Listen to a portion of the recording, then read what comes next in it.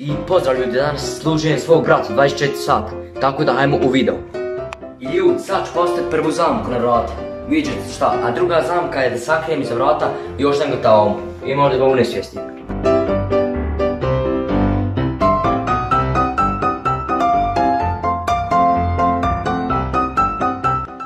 To su ovo vrata otvorite. Šta je ovo braće, jel ima koga odgoduće?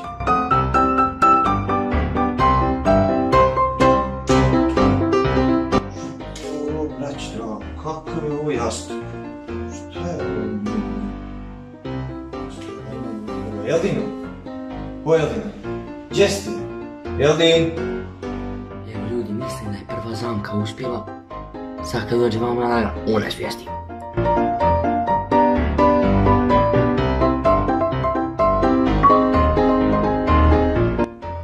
Oj mali, pa ti nisi nikako normalno, šta si me udario?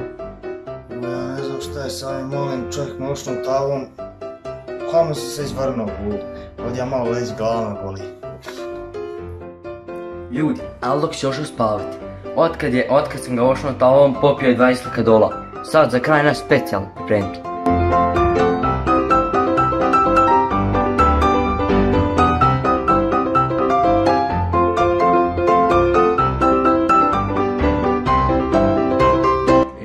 Sad je nešto specijalno.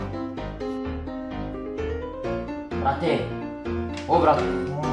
Evo policija. Halo? Halo? A šta je ovo daljinski? Ma sad ćeš vidjeti, sad ćeš vidjeti. Ljudi, obugo sam jaknu, pobježe ja iz kuće.